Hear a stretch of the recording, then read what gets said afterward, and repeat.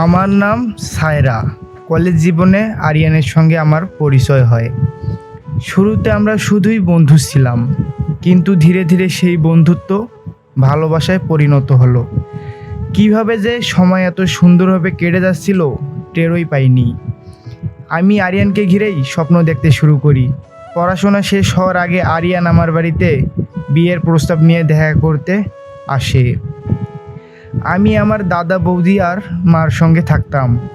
মা এই সম্পর্কটা খুব পছন্দ করেছিলেন, তবে বৌদি এতে রাজি ছিলেন না, কারণ আমার বিয়ে আমার পছন্দের মানুষের সঙ্গে হোক তা সে চাইতো না। কিন্তু দাদা বাবার মতো আমার মাথায় হাত রেখে আমার পাশে দাঁড়িয়েছিল এবং খুশি মনে আরিয়ানের সঙ্গে আমার বিয়ে দিয়ে দিল। বিয়ের পর যখন আমি স্বামীর বাড়ি এলাম, তখন মনে হয়েছিল যেন আমার জীবন পূর্ণ হয়ে গেছে। এখানে সবাই খুব ভালো, আর আমার শাশুড়ি আমাকে খুব ভালোবাসতেন। বাড়িতে শ্বশুর শাশুড়ি ছাড়াও ভাসুর এবং ননদ ছিল। বিয়ের কয়েক মাস পরেই আমি প্রেগনেন্ট হয়ে গেলাম।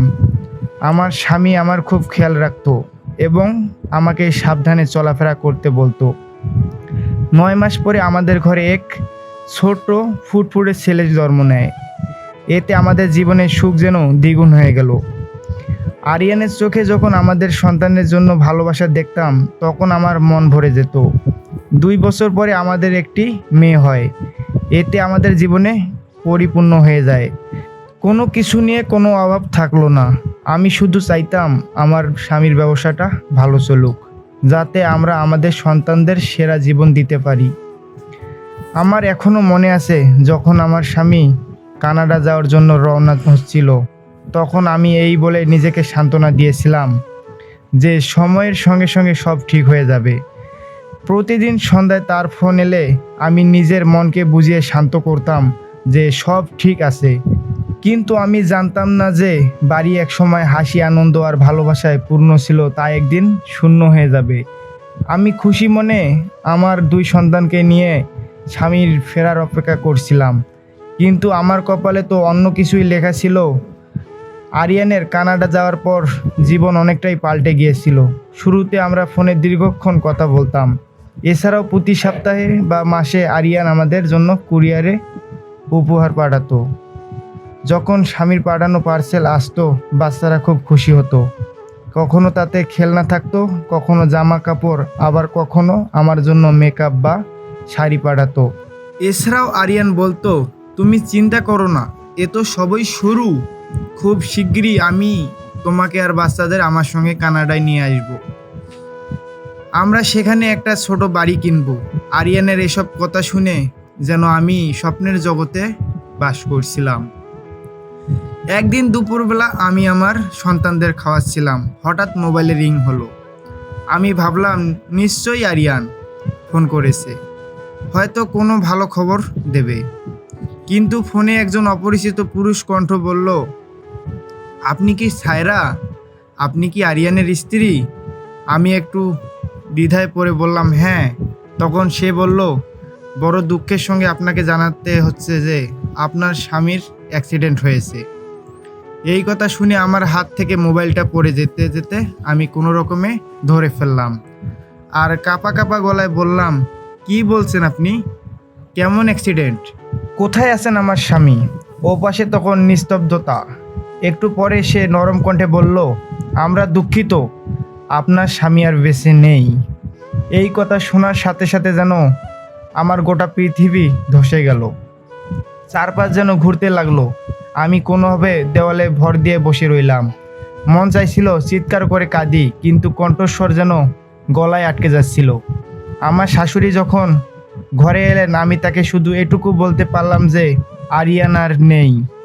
তারপরে আমি অজ্ঞান হয়ে পড়ে গেলাম। এরপরে যখন জ্ঞান ফিরল, তখন পুরো বাড়িতে কান্নার রোল উঠেছিল। পাড়ার অনেক লোক এসে আমাদের বাড়িতে জড়ো হয়েছিল। বাড়ির সবাই শোকে মুহ্যমান হয়ে বসেছিল। একদিকে আমার শাশুড়ি আর ননদ কাঁদছিলেন, অন্যদিকে আমার শ্বশুর আর ভাসুর নিঃশব্দে বসেছিলেন। বাচ্চারা কিছুই বুঝতে পারছিল না, তাই তারা হতবাক দৃষ্টিতে এদিক ওদিক ঘুরে বেড়াচ্ছিল। আর আমি জ্ঞান ফেরার সঙ্গে সঙ্গে হাউমাউ করে কাঁদতে শুরু করলাম। পাড়ার অনেক মহিলারা এসে আমাকে সান্ত্বনা দেওয়ার চেষ্টা করছিল, কিন্তু আমি তখন কারো কথা শোনার বা বোঝার মতো অবস্থায় ছিলাম না। কয়েকদিন এভাবেই কেটে গেল। প্রায় 5 দিন পর খবর এলো যে আমার স্বামীর মৃতদেহ ভারত আসছে। আমি নিজেকে সামলাতে অনেক চেষ্টা করছিলাম, কিন্তু ভিতরের এক অস্থিরতা কাজ করছিল। যখন অ্যাম্বুলেন্স আমার স্বামীর মৃতদেহ নিয়ে এলো, তখন পুরো পাড়া জড়ো হয়েছিল। আমার শ্বশুর, দাদা আর ভাসুর মিলে আমার স্বামীর মৃতদেহ বাড়ির ভেতর নিয়ে এলেন। বাড়ির সবাই আমাকে সামলানোর চেষ্টা করছিল, কিন্তু তখন আমার কারো সান্ত্বনা ভালো লাগছিল না। যখন সেই মরদেহ থেকে চাদর সরানো হলো, তখন যে মুখটা আমি দেখলাম সেটা খুবই ভয়ানক। মুখ পুরো বিকৃত হয়ে গিয়েছিল। এটা দেখে আমি আর স্থির থাকতে পারলাম না। আমি কাঁদতে কাঁদতে বলছিলাম, আরিয়ান, তুমি তো আমাকে কথা দিয়েছিলে যে তুমি ফিরে আসবে, আমাকে সঙ্গে করে কানাডায় নিয়ে যাবে, কিন্তু তুমি তো একাই চলে গেলে। তুমি আমার সঙ্গে এমনটা কিভাবে করতে পারলে? মানুষজন অনেক কষ্টে আমাকে সেখান থেকে সরিয়ে দিল এবং শেষকৃত্যের জন্য তার দেহ নিয়ে গেল। আমি নিজেকে শেষবারের মতো সামলানোর চেষ্টা করলাম, কিন্তু ভিতরের কষ্টে আমি চিৎকার করে কাঁদছিলাম আর বলছিলাম, প্লিজ ফিরে এসো। স্বামীর মৃত্যুর পর আমার দিনগুলো যেন প্রাণহীনভাবে কেটে যাচ্ছিল। কিছুদিন পরে আমার শ্বশুরবাড়ির লোকদের ব্যবহারও বদলে যেতে শুরু করলো। যারা আগে আমাকে সান্ত্বনা দিত, আমার প্রতি সহানুভূতি দেখাতো, তারা এখন ছোট ছোট বিষয়েও আমার উপর দোষ চাপাতে লাগলো। আমার শাশুড়ি আর ননদ মিলে আমাকে কটু কথা বলতো। তারা বলতো, তোর জন্যই আমাদের বাড়িতে এই অবস্থা। যেদিন থেকে তুই এই বাড়িতে পা রেখেছিস, আমার স্বামী অসুস্থ হয়ে পড়েছে, আর এখন তো তুই আমার ছেলেকেও খেয়ে ফেললি। আমি চুপচাপ তাদের কথা সহ্য করতাম, কারণ আমি জানতাম শান্ত থাকা অনেক ঝগড়াকে থামিয়ে দেয়। এই সময় আমার সন্তানরাই আমার একমাত্র ভরসা। ওদের জন্যই আমাকে বাঁচতে হবে, নিজেকে শক্ত রাখতে হবে। কিন্তু আমার শ্বশুর বাড়ির লোকেদের ব্যবহার দিন দিন আরও খারাপ হতে লাগলো। আমি অনেক কষ্টে তাদের কথা সহ্য করে থাকতাম, কিন্তু একদিন আমি আর চুপ থাকতে পারলাম না। আমি হতবাক হয়ে তার দিকে তাকিয়ে বললাম, জীবন মৃত্যু তো উপরওয়ালার হাতে, এতে আমার কি দোষ? আমিও তো আমার স্বামীকে হারিয়েছি। কিন্তু শাশুড়ি বললেন, না, সব কিছু তোর জন্য হয়েছে। আমরা তো ছেলেকে বলতাম তুই এই মেয়েকে বিয়ে করিস না, কিন্তু সে আমাদের কথা না শুনে তোকে বিয়ে করলো, আর এখন এর ফল আমাদের ভুগতে হচ্ছে। আমি চুপচাপ থাকতাম, কিন্তু এখন তো এমন অবস্থা হয়েছে যে এই বাড়িতে দুবেলা পেট ভরে খেতেও কষ্ট হচ্ছিল। একদিন আমি রান্নাঘর থেকে আমার সন্তানদের জন্য খাবার নিয়ে আসছিলাম। তখন আমার ননদ বলল, এই যে রাজরানী, তোর স্বামী তো মরেই গেছে, তাই এখন আর বেহায়ার মতো তো রান্নাঘরে ঢোকার দরকার নেই।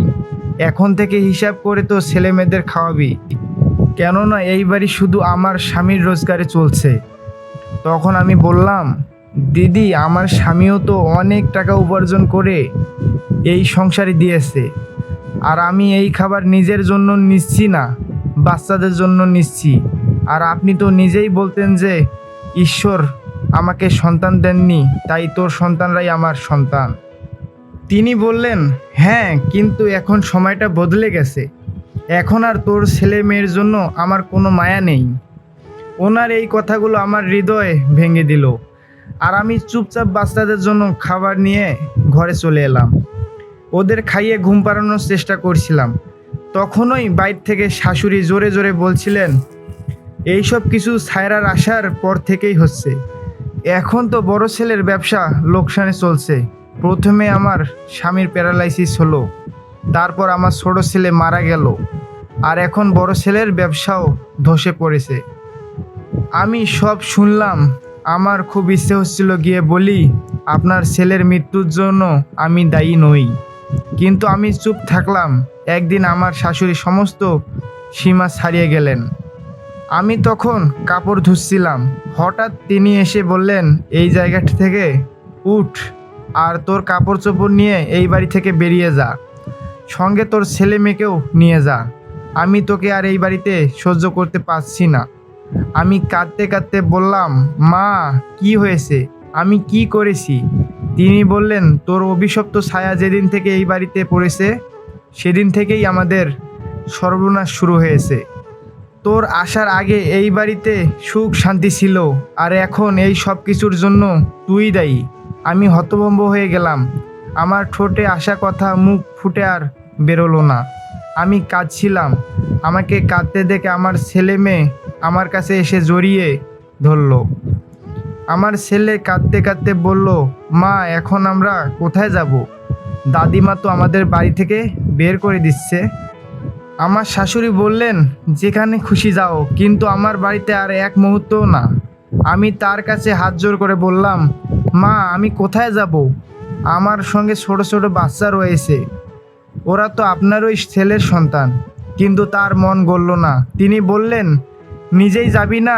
জোর করে বার করে দেব। আমি জানতাম এইসব কিছু কেন হচ্ছে। আমার ভাসুরের ব্যবসায় কোনো লোকসান হচ্ছিল না। আসলে আমার ননদ সহ্য করতে পারছিল না যে এই সংসার শুধু তার স্বামীর টাকায় চলছে। আমি কিছু না বলে চুপচাপ আমার জিনিসপত্র গুছিয়ে নিলাম আর সন্তানদের নিয়ে বাড়ি ছেড়ে বেরিয়ে গেলাম। পাড়ার সব লোকজন চুপচাপ দাঁড়িয়ে এই দৃশ্য দেখলো, কিন্তু কেউ আমাদের পাশে এসে দাঁড়ালো না। কেউ কোনো সাহায্য করলো না।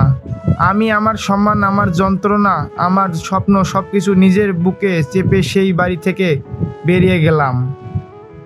ঠিক তখনই বাড়ির দরজায় এক ভিখারিনীর সাথে দেখা হলো। তিনি বললেন, মা, এই দুনিয়াটা অনেক বড়। কোথাও না কোথাও একজন ঠিকই তোর কষ্ট বুঝবে। তাই সাহস হারাস না। শুধু মনে রাখবি, ভগবান সব সময় তোর সঙ্গে আছে। আমি কিছু না বলে চোখে জল নিয়ে গলির দিকে পা বাড়ালাম।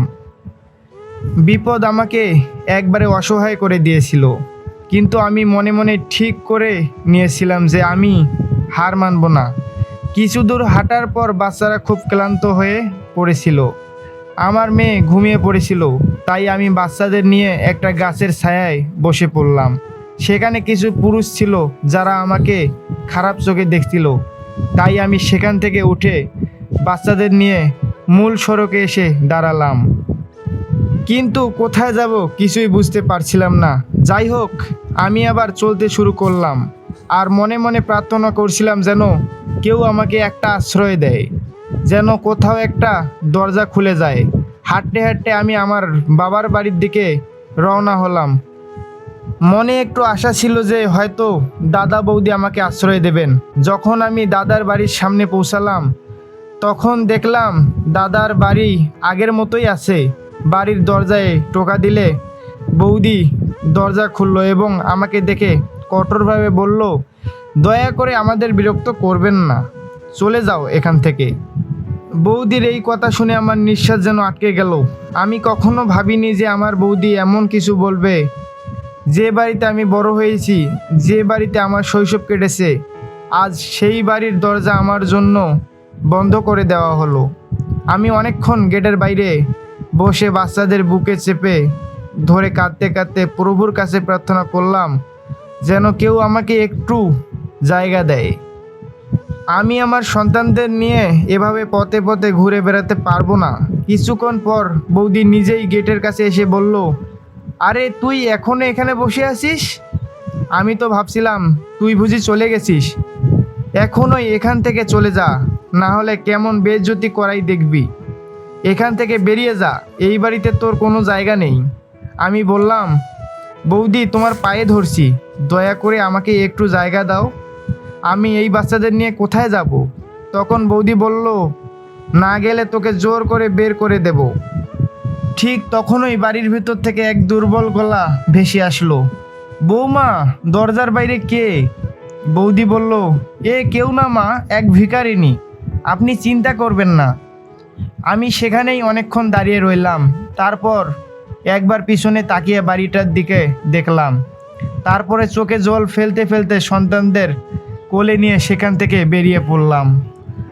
আমার আপনজনরাই যখন আমাকে সাহায্য করলো না, তখন বাইরের মানুষ আর কি করবে? না কোনো গন্তব্য, না কোনো রাস্তা, শুধু সন্তানদের হাত ধরে আমি এগিয়ে যাচ্ছিলাম। প্রতিটি মুহূর্তে আমার ভেতরের শক্তি হারাতে থাকলো। হঠাৎ এক জায়গায় একটা দোকান দেখতে পেলাম। দোকানের সামনে দুটো চেয়ার আর একটা টেবিল রাখা ছিল। ভাবলাম বাচ্চাদের নিয়ে একটু বসি, কিছুক্ষণ ছায়ায় বিশ্রাম করা যাবে। সেখানে বসতেই দোকানদার এগিয়ে এসে বলল, চলো ওঠো, এখান থেকে জায়গা খালি করো। আমি বললাম, দাদা, আপনার তো এত বড় দোকান, দয়া করে কিছু খেতে দিন। আমার বাচ্চারা সকাল থেকে না খেয়ে আছে। সে সোজাসুজি না করে বলল, তোমাদের জন্য এখানে কিছু নেই, এখান থেকে চলে যাও। আমি কিছু না বলে চুপচাপ উঠলাম আর সেখান থেকে চলে গেলাম। এখন সূর্য ডুবতে শুরু করছিল, তাই আমার মনে একটা অজানা অস্থিরতা ঘিরে ধরছিল। আমি আমার দুই সন্তানকে নিয়ে রাস্তার পাশে একটা পুরনো বেঞ্চে গিয়ে বসে পড়লাম। ছেলে আমার কাঁধে হেলান দিয়ে বসেছিল আর মেয়ে কেঁদে কেঁদে কোলে ঘুমিয়ে পড়ছিল। হঠাৎ একটা ঠেলা গাড়ির দিকে চোখ পড়ল। সেখানে সিঙ্গারা, ঘুগনি, মুড়ি বিক্রি হচ্ছিল। তীব্র ঘ্রাণে আমার বাচ্চাদের ঘুম ভেঙে গেল আর ওদের খিদে আরও বেড়ে গেল। মেয়ে আমার ওড়না টেনে বলল, মা, কিছু খেতে দাও না, খুব খিদে পেয়েছে। আমি তার দিকে তাকালাম। ওর চোখে একটা আশা ছিল যেটা আমার বুকে কাটার মতো বিঁধছিল। আমার কাছে মাত্র 50 টাকা ছিল। আমি সেখানে গিয়ে ঘুগনি, মুড়ি কিনে আনলাম। এই খাবারগুলো এনে বাচ্চাদের দিলে তারা এমনভাবে খেতে শুরু করলো যেন কতদিন ধরে না খেয়ে আছে। আমি আজকে তো ওদের খাইয়ে দিলাম, কিন্তু জানি না কালকে ওদের কিভাবে খাওয়াবো। রাত আরও ঘনিয়ে আসলো আর দোকানগুলো একে একে বন্ধ হয়ে যাচ্ছিল। সবাই নিজের নিজের ঘরে ফিরছিল আর আমরা সেই বেঞ্চের উপরেই বসে রইলাম। কিছুক্ষণ পর একটা পুলিশের গাড়ি এসে থামলো আর একজন হাবিলদার নেমে এসে রুক্ষ গলায় বলল, ম্যাডাম, এখান থেকে উঠুন, এখানে বসার অনুমতি নেই, যান এখান থেকে। আমি অনুরোধ করে বললাম, স্যার, দয়া করে আমাদের রাতটা এখানে কাটাতে দিন, সকাল হলেই আমরা চলে যাব। কিন্তু হাবিলদার বলল, না না, এখান থেকে যান। আমার আর কোনো উপায় ছিল না, তাই আমি ছেলেকে জাগালাম আর মেয়েকে কোলে নিয়ে আবার হাঁটা শুরু করলাম। রাস্তাঘাট শুনশান ছিল। হঠাৎ দূরে এক কোণে কয়েকজন শ্রমিককে বসে থাকতে দেখলাম। ভাবলাম ওখানে গেলে হয়তো একটু ছায়া পাওয়া যাবে, একটু বসা যাবে। তাই সেখানে গিয়ে সন্তানদের নিয়ে এক কোণে বসে পড়লাম। শ্রমিকরা একবার আমার দিকে তাকালো, তারপরে তারা আবার নিজেদের কথাবার্তায় ব্যস্ত হয়ে গেল। এক বৃদ্ধ লোক মায়া করে একটা পুরনো চাদর আমার দিকে ছুরি দিয়ে বললেন, নে মা, বাচ্চাগুলোকে এর উপর শুয়ে দে, মাটি তো খুব ঠান্ডা। আমি তাকে ধন্যবাদ জানালাম এবং চাদরটা বিছিয়ে বাচ্চাদের শুয়ে দিলাম। কিছুক্ষণ পর একটা মহিলা তার ছেলেকে নিয়ে সেখানে এলো। তার কাপড় জায়গায় জায়গায় ছেঁড়া ছিল, কিন্তু তার চোখে একটা অদ্ভুত রকমের আত্মবিশ্বাসের ঝলক ছিল। সে আমার পাশে বসে বলল, নতুন এসেছো নাকি এদিকে? আমি হাস্যচোখভাবে মাথা নাড়লে সে বলল, বোন, এই তো আমাদের দুনিয়া। আমিও তোমার মতোই অসহায়, তাই রাস্তায় যেখানে জায়গা পাই সেখানেই ঘুমিয়ে পড়ি। সেই মহিলা তার ব্যাগ থেকে দুটি শুকনো রুটি এবং একটা সাদা পলিথিন ব্যাগ থেকে কিছু তরকারি বের করলো এবং আমার দিকে বাড়িয়ে দিয়ে বলল, নাও, খাও, নাও। তুমি খুব ক্ষুধার্ত, আমি ভিক্ষা করে এনেছি। আমি প্রথমে নিতে চাইনি, কিন্তু সে জোর করেই আমার সামনে খাবার রেখে দিল। আমি তাকে ধন্যবাদ জানালাম আর মনে মনে ভাবলাম, এই মেয়েটির অবস্থা আমার মতোই, তাই সে আমার কষ্টটা বুঝতে পারছে এবং আমাকে সাহায্য করেছে। আজ প্রথমবার আমি বুঝলাম ক্ষুধার্ত, অসহায়ত্ব মানুষকে কিভাবে পিষে দেয় আর কিভাবে নিঃশেষ করে দেয়। আমার ঘুম আসেনি, তাই আমি ওইভাবেই বসে রইলাম। হঠাৎ কিছু কুকুর ঘেউ ঘেউ শুরু করলে বাচ্চাদের ঘুম ভেঙে যায় এবং তারা ভয়ে আমাকে জড়িয়ে ধরল। আমি হাত দিয়ে কুকুরগুলোকে তাড়ানোর চেষ্টা করলাম। একজন লোক বলল, বোন, যারা রাস্তায় রাত কাটায় তাদের প্রথম এবং প্রধান শত্রু এই পশুগুলোই, তাই সাবধানে থেকো। সকাল হয়ে গিয়েছিল, তাই আমি মনে মনে সিদ্ধান্ত করে নিলাম যে যদি সন্তানদের জন্য ভিক্ষা চাইতে হয় তবে আমি সেটাও করব। প্রতিটা দরজায় কড়া নেড়ে সাহায্য চাইব, সব অপমান সহ্য করব, কিন্তু ওদের না খাইয়ে রাখবো না। আমি বাচ্চাদের জামা কাপড় ঝেড়ে পরিয়ে দিলাম, তারপর ওদের নিয়ে বাজারের দিকে রওনা হলাম। মনে মনে ভাবলাম, এখানে তো এত মানুষ, কেউ না কেউ হয়তো আমার কষ্ট দেখে সহানুভূতি দেখাবে। তাই বাজারের একপাশে গিয়ে দাঁড়ালাম। বাচ্চাদের এক জায়গায় বসিয়ে আমি একটু লজ্জা লজ্জা ভঙ্গিতে বাজারের ভেতর ভিক্ষা করতে শুরু করলাম। অনেকেই ফিরেও দেখলো না, কেউ কেউ খালি হাতে ফিরিয়ে দিল, আবার কেউ কেউ 2-5 টাকার কয়েন দিল। একজন মহিলা বললেন, ভালোই তো দেখতে, কাজ না খুঁজে ভিক্ষা চাইছে যে, এখন শুধু ভিক্ষা করাই বাহানা চাই। তার কথা শুনেও আমি চুপ করে থাকলাম, কারণ এখন আমার মন শক্ত হয়ে গেছে। বিকেল গড়িয়ে সন্ধ্যা হয়ে গেল। যত টাকা জমেছিল তা দিয়ে দুবেলার খাবার জোগাড় হলো। বাচ্চারা পেট ভরে খেয়ে হাসি মুখে যখন আমার দিকে তাকালো, তখন আমার সব কষ্ট যেন হালকা হয়ে গেল। এখন আমি প্রতিদিন বাজারে যেতে শুরু করলাম। কয়েকদিনের মধ্যে বাজারের দোকানদার এবং কাস্টমাররাও আমার ও আমার বাচ্চাদের চিনে ফেলেছে। সকালে বাজার খুললেই আমি বাচ্চাদের নিয়ে একপাশে বসে যেতাম আর মাথা নিচু করে সামনের দিকে হাত বাড়িয়ে দিতাম। কেউ উপেক্ষা করত, কেউ কিছু টাকা দিত, আবার কেউ কেউ কটাক্ষ করত। কিন্তু এখন আমার মন এতটা শক্ত হয়ে গিয়েছে যে কারো কথায় আর কষ্ট পায় না। সন্তানদের ক্ষুধা আর আমার অসহায়তা আমার মুখ বন্ধ করে দিয়েছে। একদিন রোদ তীব্র হয়ে উঠছিল। মেয়ের তৃষ্ণা পেলে সে জল চাইলো। আমি চারপাশে জল খুঁজতে লাগলাম। হঠাৎ একটা ঠেলা গাড়িতে দেখি কোল্ড ড্রিঙ্কস, জল, শরবত বিক্রি হচ্ছে। আমি আমার থলিতে হাত দিলাম এবং কিছু টাকা নিয়ে লাজুকভাবে একটা জলের বোতল কিনে নিয়ে এলাম। বাজারের একপাশে একটা ছোট ধাবা ছিল। মাঝে মাঝে ওখানকার কর্মচারীরা বেঁচে যাওয়া খাবার আমার জন্য রেখে দিত। একদিন এক ধনী মহিলার ছেলে আমাকে কিছু টাকা দিতে এলো। এতে তার হাত আমার হাতে ছুঁয়ে গেল। সঙ্গে সঙ্গে সেই মহিলা ছেলেকে বকতে লাগলেন এবং বললেন, তোমায় বলেছিলাম না দূর থেকে টাকা দিবি, এরা নোংরা, এদের থেকে অসুখ ছড়ায়। আমার চোখে জল এসে গেল আর আমি ভাবতে লাগলাম, আচ্ছা তবে কি গরিব হওয়া মানে রোগ ছড়ানোর কারণ হওয়া? আরও কয়েকটা দিন এভাবেই কেটে গেল। এখন শীত পড়তে শুরু করেছে, ঠান্ডা ধীরে ধীরে বেড়ে চলেছে। এতে আমার সন্তানের শরীর খারাপ হতে লাগলো। কখনো জ্বর তো কখনো কাশি লেগে যেত। আমি চেষ্টা করতাম যেন ওদের কোনো ডাক্তারের কাছে নিয়ে যেতে পারি, কিন্তু আমার কাছে কোনো টাকা পয়সা ছিল না। দিন এভাবেই কাটছিল, কখনো একটু আশার আলো, কখনো হতাশা, অন্ধকার। তবুও ঠিক করে নিয়েছিলাম যে আমি আমার সন্তানদের জন্য সব কষ্ট সহ্য করব, কিন্তু ওদের কখনো না খাইয়ে রাখবো না। বাজারের রাস্তায় বাসা অনেক দিন হয়ে গেছে। এখন আমি মুখ দেখে বুঝতে পারতাম কে দয়া করবে আর কে তামাশা করবে। একদিন সন্ধ্যাবেলায় বাজার বন্ধ হয়ে গেছিল। রাস্তায় অন্ধকার নেমে এলে আমি আমার সন্তানদের নিয়ে হাঁটতে লাগলাম। ঠান্ডা বাড়ছিল, তাই খোলা আকাশের নিচে রাত কাটানোর কঠিন হয়ে পড়েছে। চলতে চলতে আমি একটা পুরনো ছোট দোকান দেখলাম, যার দরজা ভাঙা আর ভিতরে জঙ্গলে ভরা, কিন্তু তার চারদিক দেয়াল আর ছাদ ছিল। তাই আমি ভাবলাম যদি এখানে আশ্রয় নেই তাহলে ঠান্ডা থেকে একটু বাঁচা যাবে। আমি আমার সন্তানদের নিয়ে সেই দোকানের ভিতর ঢুকে পড়লাম। ভিতরে চারদিকে আবর্জনা। আমি আবর্জনা পরিষ্কার করতে গিয়ে দেখলাম কিছু পুরনো কার্টুনের বাক্স পড়ে আছে। সেই কার্টুনগুলো মাটিতে বিছিয়ে মেয়েকে কোলে নিয়ে বসলাম আর ছেলেকে বললাম, এখানেই শুয়ে পড়ো। আমার ছেঁড়া চাদরটা ওদের গায়ে দিলাম যাতে ওরা ঠান্ডা থেকে একটু রক্ষা পায়। সারা রাত জেগে জেগে কেটে গেল, কেননা মেয়ের জ্বর কিছুতেই কমছিল না। ভোর হলে ছেলে কাঁদতে শুরু করলো, মা খুব খিদে পেয়েছে। আমি আমার খালি ব্যাগের দিকে তাকালাম। আজ আমার কাছে 1 টাকাও ছিল না।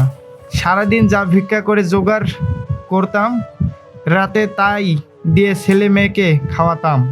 আমি ছেলেকে আদর করে বললাম, বাবা এখন তো নেই, দেখি কি ব্যবস্থা করতে পারি। আমি ছেলে মেয়েকে সেই জায়গাতেই রেখে আশেপাশের দোকান ও হোটেলগুলোতেই খুঁজতে গেলাম, কিন্তু প্রত্যেক জায়গায় একই জবাব পেলাম যে কাজের লোক তো চাই, কিন্তু তোমার মতো না, তুমি একদম নোংরা। এই অবস্থায় তোমাকে কেউ ঘরেও ঢুকতে দেবে না। কাজ তো অনেক দূরের কথা। রোদ তীব্র হয়ে উঠছিল, তাই রোদের হাত থেকে বাঁচতে একটু ছায়ায় গিয়ে বসে ভিক্ষা করতে লাগলাম। একজন ধনী বৃদ্ধ লোক আমাকে 500 টাকা দিলেন। আরও কিছু লোক কয়েকটা কয়েন দিলেন। আমি তাড়াতাড়ি উঠে কাছের হোটেলে গেলাম। সেখান থেকে খাবার নিয়ে ছেলে মেয়েদের সামনে রাখতেই ওদের চোখ আনন্দের ঝলক ফুটে উঠল, যেন গোটা দুনিয়ার সম্পদ ওদের সামনে এসে গেছে। দিনগুলো একে একে এভাবেই কেটে যাচ্ছিল। আমার মেয়ের শারীরিক অবস্থা আরও খারাপ হতে লাগলো এবং একদিন হঠাৎ সে অজ্ঞান হয়ে গেল। আমি ভয়ে কেঁপে উঠলাম আর তাকে কোলে নিয়ে পাশের হাসপাতালের দিকে ছুটে গেলাম। সেখান থেকে কিছু ওষুধ দিলে আমি জলের ট্যাঙ্কি থেকে বোতলে জল ভরে মেয়েকে কোনো রকমে ওষুধ খাইয়ে দিলাম। পরদিন সকালে যখন সে ঘুম থেকে উঠল তখন একটু ভালো ছিল, তবে শরীর খুব দুর্বল হয়ে গিয়েছিল। আমি একটি ছোট দোকানের সামনে বসে ভিক্ষা করতাম। দোকানদার নতুন বলে কিছুই বলতো না, তবে জানতাম কিছুদিন পর হয়তো তিনিও আমায় এখান থেকে তাড়িয়ে দেবেন। একদিন সেই দোকানের সামনে একটা বড় গাড়ি এসে দাঁড়ালো। গাড়ির দরজা খুলে একজন লোক নামলেন। আমি ভালো করে তার দিকে তাকাতেই আমার হুঁশ উড়ে গেল, কেননা এই সেই মুখ, যে মুখ স্বপ্নে আমি দেখতাম আর যার জন্য আমি সবসময় প্রার্থনা করতাম। ঠিক যেন আমার স্বামী আরিয়ানের মতো, তবে আমার চোখ যেন বিশ্বাস করতে চাইছিল না। আমি তাড়াতাড়ি আমার ছেলে মেয়েদের বললাম, তোমরা এখানেই বসে থাকো। এরপর আমি তার পেছন পেছন হাঁটতে লাগলাম।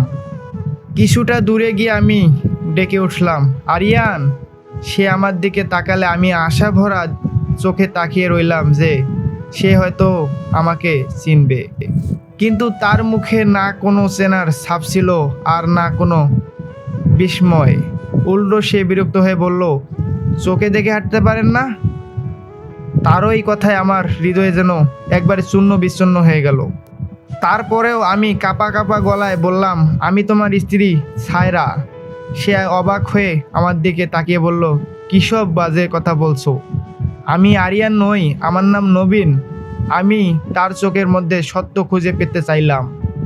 এরপরে আমি আঙ্গুল তুলে দেখিয়ে বললাম, ওই দেখো তোমার সন্তানেরা মাটিতে বসে আছে।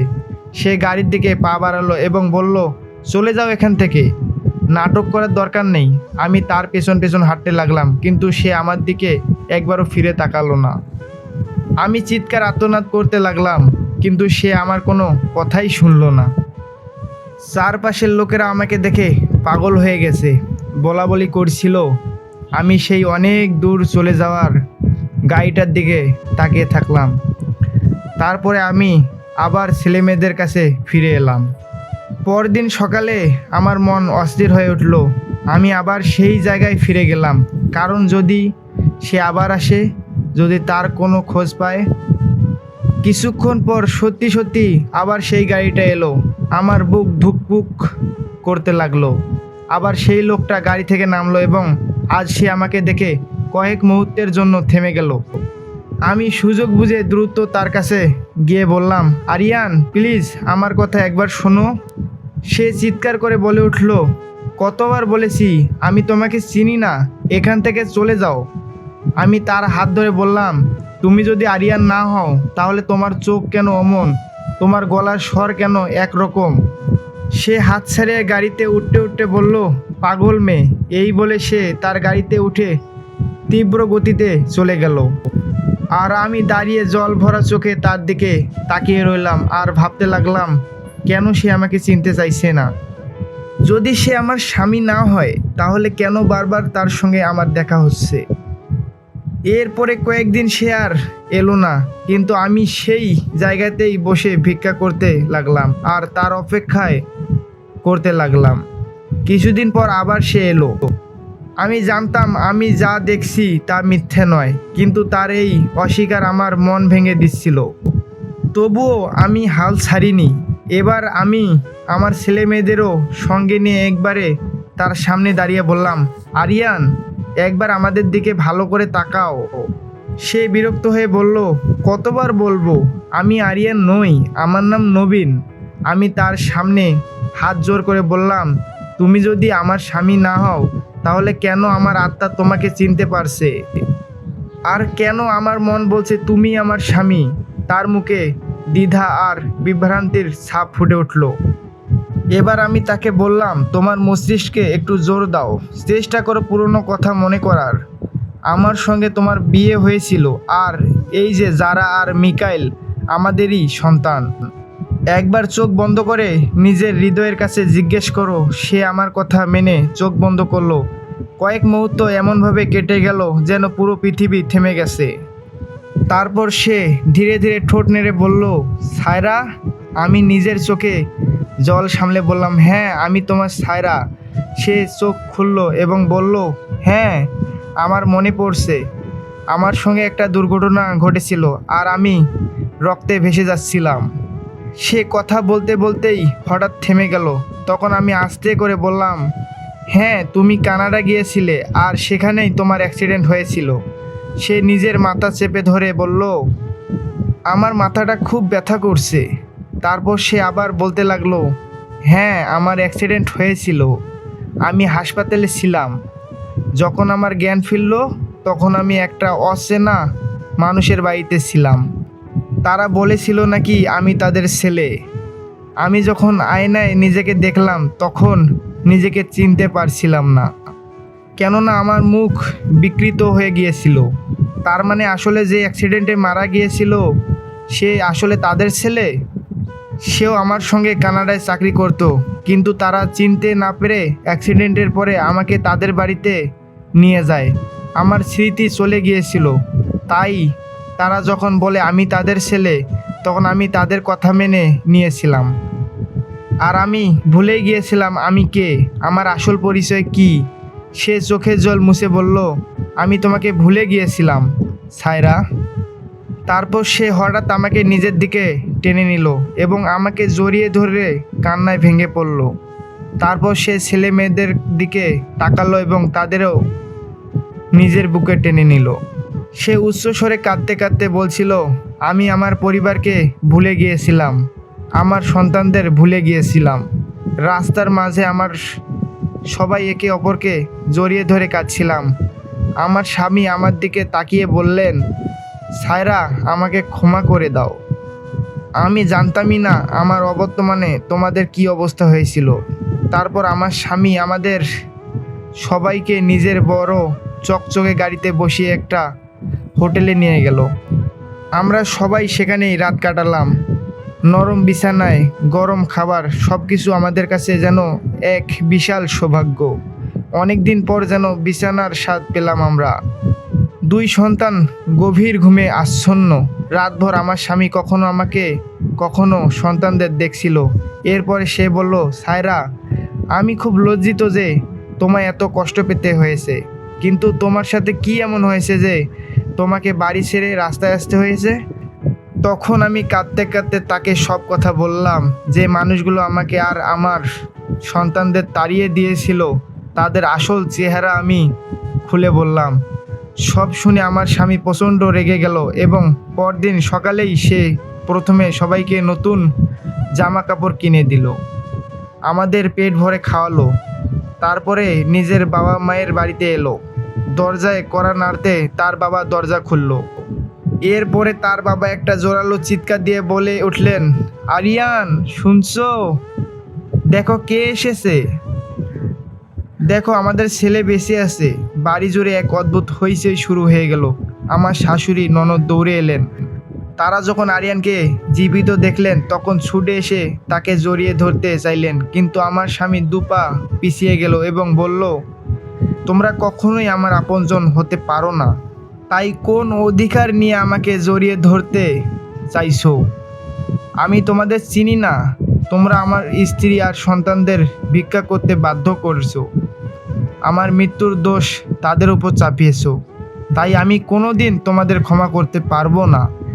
যেমনভাবে আমি তোমাদের কাছে মৃত ছিলাম তেমনই আমিও আমার কেউ নেই বলে ধরে নিয়েছি। আমি ভাবতেই পারিনি যে তোমরা আমার স্ত্রী আর সন্তানকে এতটা ঘৃণা করতে পারো। ভালোই হয়েছে আমি সত্যি মরিনি, শুধু একটা অ্যাক্সিডেন্ট হয়েছিল আর আমার স্মৃতি চলে গিয়েছিল। আজ আমি এখানে এসেছি। আমার স্বামী গাড়ির দরজা খুলে আমাদের ভিতরে বসালেন। বাচ্চারা উত্তেজনায় চিৎকার করছিল, বাবা বাবা। তিনি তাদের গালে চুমু খেয়ে বললেন, আমি এখন আর কখনো তোমাদের ছেড়ে যাব না। গাড়ি চলতে শুরু করলো। আমি জানালা দিয়ে বাইরে তাকালাম। রাস্তার ধারে সেই পুরনো বেঞ্চ, যেখানে আমরা কত রাত কেটে কাটিয়েছি। আমার স্বামী আমার হাত চেপে ধরে বললেন, সায়রা, আমি প্রতিজ্ঞা করছি তোমাদের আর কখনো অসহায় রাখবো না। কয়েক মাস পর আমরা কানাডায় চলে এলাম। আমার স্বামী আমাকে কলেজে ভর্তি করে দিলেন। বললেন, তুমি যে স্বপ্ন দেখতে তা এখন পূরণ করো। আমি আবার পড়াশোনা শুরু করলাম। আমাদের সন্তানরা ভালোই স্কুলে গেল। একদিন সন্ধ্যায় বাচ্চারা ঘুমিয়ে পড়লে আমার স্বামী বললেন, জানি তুমি এখনো রাতে ঘুমোতে পারো না সেই দিনগুলোর কথা ভেবে। আমি মাথা নেড়ে বললাম, না, এখন আমি ভয় পাই না, কারণ তুমি আছো। তিনি আমার চোখে চুমু খেয়ে বললেন, আমি যদি স্মৃতি ফিরে না পেতাম, যদি তোমাকে চিনতে না পারতাম। আমি হাসলাম, তাহলে আমি তোমাকে বারবার